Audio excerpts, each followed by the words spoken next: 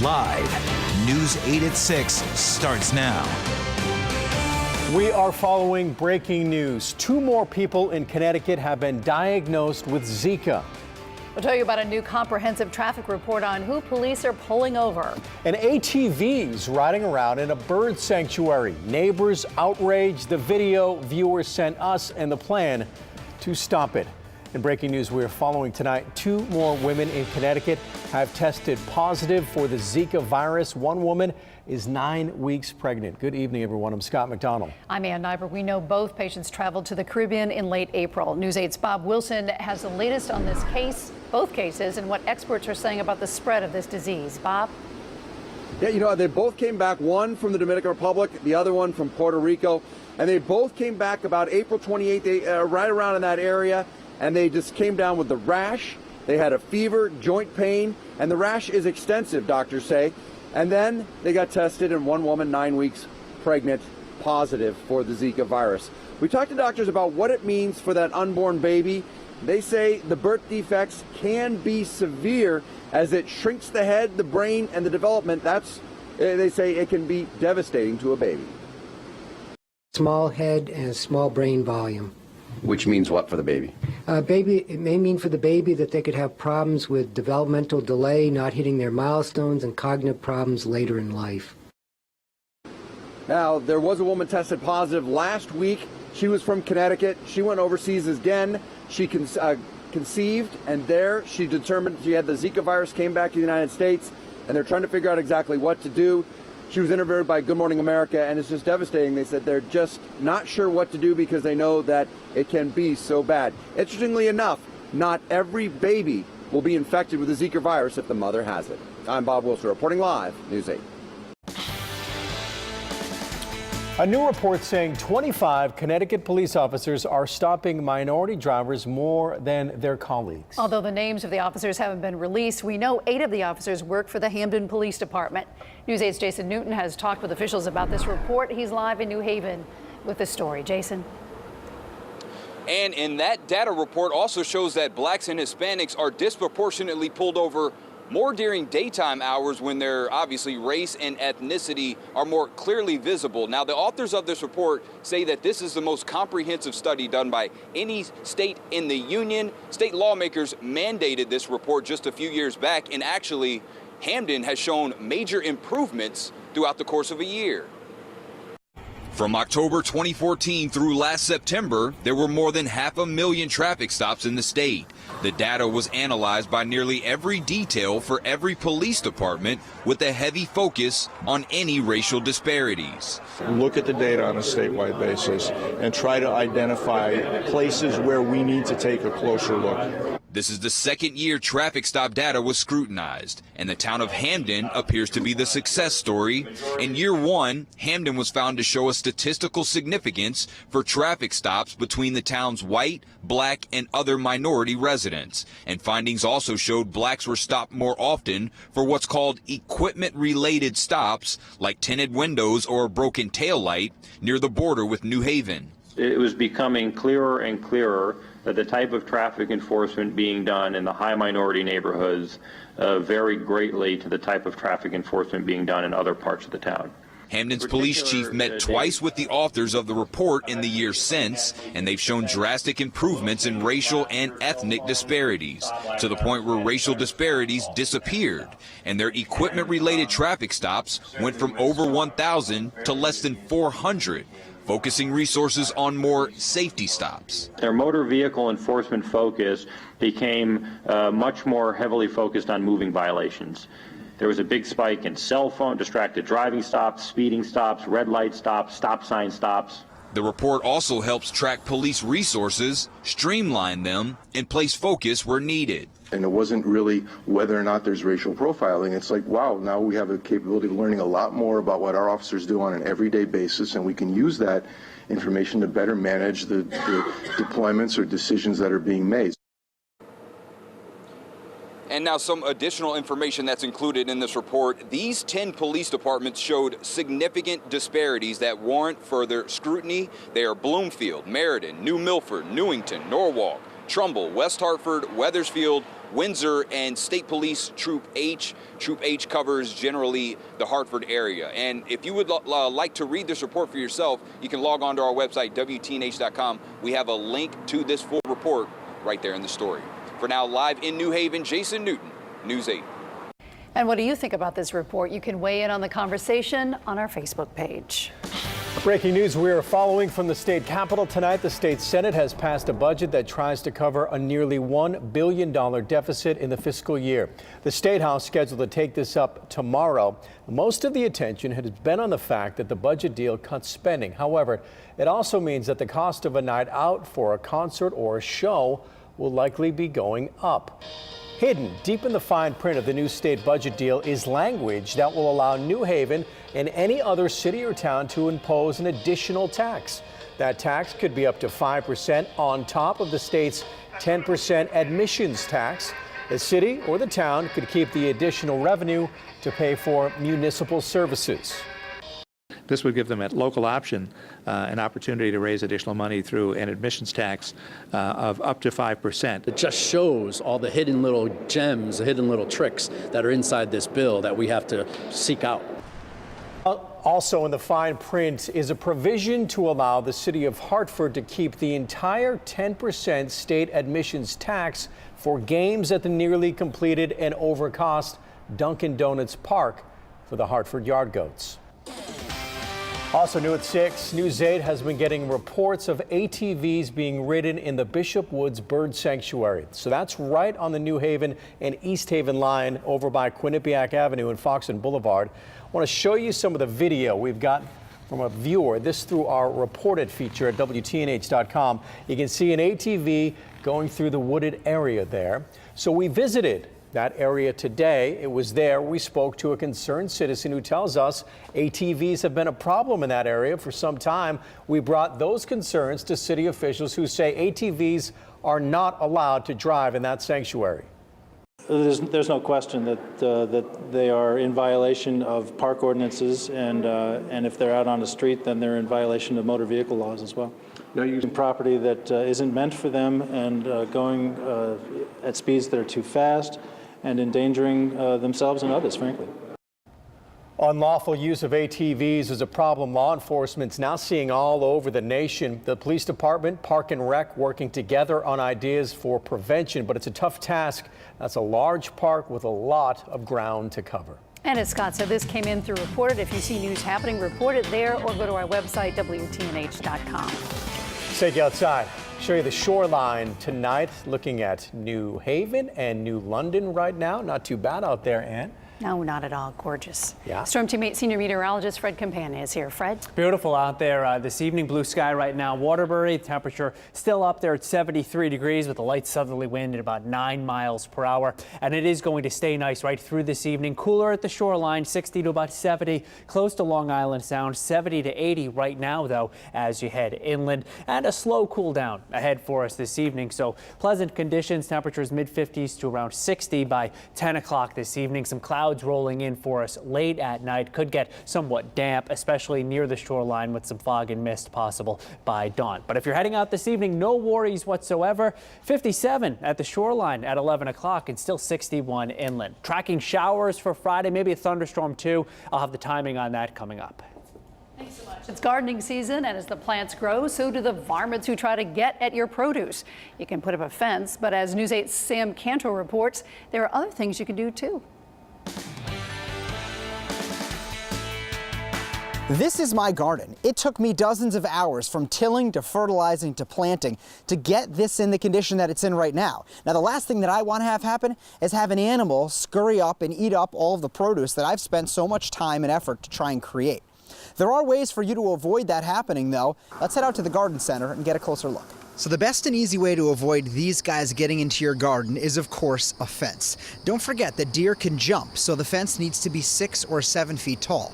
But how deep does it need to be to prevent groundhogs or woodchucks? You could do a smaller fence, but you have to go down a little bit with some metal sheeting or some blocks so that they don't burrow underneath it. If you don't want to dig or spend the money on a fence, you can buy a granular repellent or a spray. Most local garden centers sell one that repel deer, groundhogs, rabbits, and more. Make sure if you're putting it around a vegetable garden that you buy something that's natural and doesn't contain chemicals.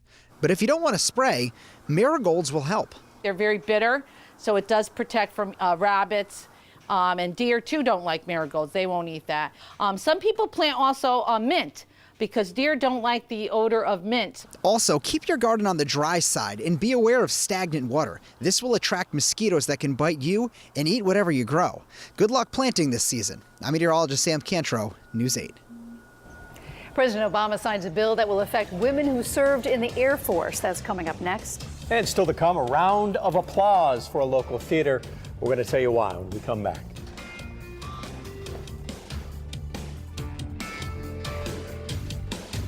Some good news. Another lane is opening on the southbound side of the Pearl Harbor Memorial Bridge in New Haven. By tomorrow morning at 6 a.m., all 5 lanes will be open to drivers. That lane goes on to I-95, so now there will be 3 lanes for those of you traveling I-95 west. The other 2 exits, I-91 and Route 34. New tonight at 6, President Obama will sign a bill allowing women Air Force service pilots to be eligible for burial at Arlington National Cemetery. Now, back in February, I introduced you to her, Gloria Heath. She's from Connecticut and flew a Martin B-26 during World War II. For over a decade, the pilots, known as WASPs, were allowed to be buried at Arlington National, but that was reversed, and U.S. Senator Richard Blumenthal was behind the push to overturn that reversal, which will now happen with the president's signature. You can see my original story about the WASPs from earlier on this year up at our website. It's WTNH.com. And still to come for you at 6. We always wanted to push the envelope and give people the opportunity to see theater in a new light. A community theater gets ready to celebrate success with its 10th season and 50th production.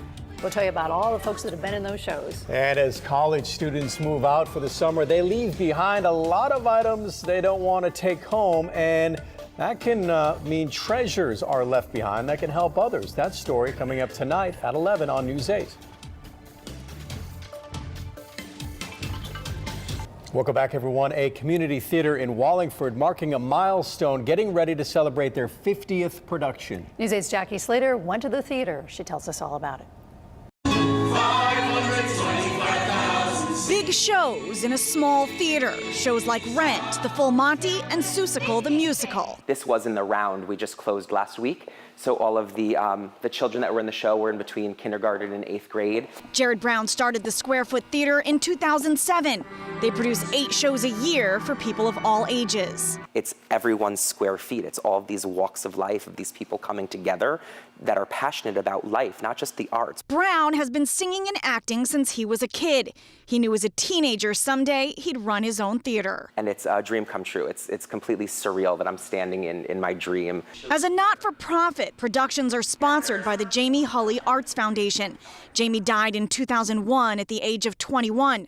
Her love of theater is why her mother got involved. It's been a really blessing over the past 9 years to see people starting as young people and then now seeing them as young adults. People like Stephen, who joined the theater in 8th grade, and Jane, who started in 5th. It's kind of nice looking back to see you know, kind of the kids going through the same thing that I went through. I never really came out of my shell until I came here. So when I came here, I became very outgoing, and I just fell in love with being in an environment where you're not judged. Soon they'll begin their 10th season and celebrate their 50th show. Are you usually a packed house? We are sold out houses every night, which is awesome. The success has Brown thinking bigger, but he says he'll never forget where he came from. I'm born and raised in Hamden, and I love Connecticut, and I love what it has to offer. And I don't think this is where we're going to be forever, but it's important that it's here right now. Reporting in Wallingford, Jackie Slater, News 8. That's great. Very nice, yeah. Talk about a tough act to follow. This guy over here in his forecast just hitting out of the park every day so far. Yeah, and tomorrow a little hiccup for us. We have some rain coming through, some showers, some thunderstorms, but we get back on track on Saturday. I think you're really going to like Saturday's weather. It was beautiful out there today. Just another perfect 10. Temperatures mid-60s right now at the shoreline. In the 70s to near 80, though, as you head inland. And the wind right now coming in and out of the southeast, not particularly strong, about 7 to 14 miles per hour. That wind direction, though, is going to bring in eventually some low clouds and some fog. And we'll look for that to develop, say, right around midnight or shortly thereafter. So by tomorrow morning, we should have gray skies at the shoreline and maybe a glimmer of sunshine before clouds increase as you head inland. Let's check out where the rain is right now. Pretty good looking line of some showers, a couple of embedded thunderstorms showing up from Michigan right down through parts of the Midwest, and that's the front that's heading our way for tomorrow. 11 o'clock this evening, still mainly clear skies. Then you see those clouds rolling in. 6 o'clock in the morning, clouds throughout most of the state. Could be some patchy mist and drizzle along with some fog at the shoreline tomorrow morning. Clouds are thick by 10 o'clock in the morning. A couple of spotty showers may develop. The temperature between about 55 and 60 degrees. A better chance of rain in western Connecticut as we hit the early afternoon. And then it moves from west to east across the state. So by 5, 6 o'clock tomorrow evening or during the evening commute, we have some showers rolling through. Some pretty good downpours in there as well, and can't rule out some thunder and lightning, although we're not anticipating any severe weather. By late tomorrow evening, that system has moved on by, and skies will clear for us by early Saturday morning. Saturday looks like a great day. 8 o'clock in the morning, it's around 60. It reaches 70 in many spots, except for the immediate shoreline where it'll be in the mid-60s and in the mid-70s inland. Clouds increasing late Saturday afternoon and some showers rolling through Saturday evening. Those push on through, and then it's a blend of clouds tending toward sunshine tending toward more clouds during the afternoon on Sunday with a gusty wind coming in, and that'll make it feel even cooler than the air temperature, which will be near 60. But the pollen count will be falling over the next couple of days here, well, tomorrow anyway, and then rising some over the weekend. Still the tree pollen's causing the problems. Clouds arriving late tonight. Temperature at the shoreline about 52, inland 49. That's by dawn. It'll be much milder out there this evening. Tomorrow, a lot of clouds around. Best chance of showers during the afternoon with the chance of a thunderstorm as well. 65 at the shoreline, inland around 70. Here's your 8-day forecast. So it turns cooler on Sunday with mostly cloudy skies, high around 60 degrees, close to 60 again on Monday. And in the middle of next week, we're tracking some rain. That looks like Tuesday night and into Wednesday. All right, thanks so much. All right, the day's sports with John Pearson. John. Well, it only took 32 games, but the Hartford Yard Goats are finally playing a game in their home state. No, it's not at the under construction stadium at Hartford where they're supposed to call home. About 20 minutes ago, the Goats took the field at Dodd Stadium in Norwich. That's where they're going to play a bunch of games this month in anticipation of their stadium finally being done. Hartford is hosting New Hampshire right now. Too bad the Goat Stadium has fallen short of expectations because the team is exceeding them. They are tied for the best record in the Eastern League with 23 wins and 9 losses. It's going to be nice, man. No more getting booed when you jog out on the field. Do something good. The fans will cheer you on. So we're excited. We're excited to have a place to call home for the next couple of weeks. Really excited to get that stadium done. So it'll be nice to have a hometown crowd. Right now, the game is in the second inning. No score. We'll have highlights for you tonight at 10 and 11. The Players' Championship teed up today, round number 1 in Florida. What a day for Jason Day. Shredded the course on the opening day. Shot a 9 under, nearly had this for 10 under to tie a course record. He has a 2-shot lead over 5 golfers. All right, going to take a quick break. When we come back, we'll talk cycling. See you in a few minutes.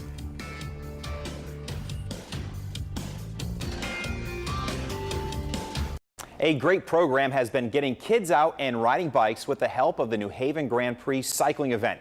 The Connecticut Cycling Advancement Program, introducing kids around the state of Connecticut to have fun on a bike. This afternoon, kids from a few different towns around the state got out on a course over at West Rock Nature Center in New Haven. There was a middle school and high school division. Teams from New Haven, Berlin, and Ledyard competed. This is the final race of the spring mountain bike short track race series, but for the kids of New Haven, it's their first time out there. Going downhill really fast, and then there was all these obstacles in the way, which is extremely hard, so it was a challenge. It's a lot of fun because it was my first race, so yeah. Tired? Pretty tired, yeah. They do it a couple of times, and you can see them build this confidence that they just get super excited about it, and they just go as fast as they can. A lot of kids said they can't wait to get back out there, and the event, as I mentioned, funded by the New Haven Grand Prix, which returns to the city this summer. It was kind of a big party atmosphere last year in New Haven. A lot of people turned out for it, and I think they're expecting a big crowd again this year. Yeah. All right, thanks so much, John. All right, and a fantastic day. How many more of those do we have in sight? Tomorrow's a bump in the road. We have some clouds coming in overnight, and tomorrow some showers around. But then once we hit the weekend, we'll get back to mainly dry weather. Saturday looks nice. Blend of clouds and sunshine around 70 degrees. Some showers arriving late day. Could be 6, 7, 8 o'clock in the evening. So most or all of Saturday during the day anyway looking fine. Those showers are out of the picture by early Sunday morning, and Sunday mostly cloudy with a high near 60. I think parents are looking at that saying no rain delays, no cancellations for the games this weekend. Excellent. Surprised. Yeah, excellent. That's our time. Thanks for watching. We appreciate you being here. See you later. Good night.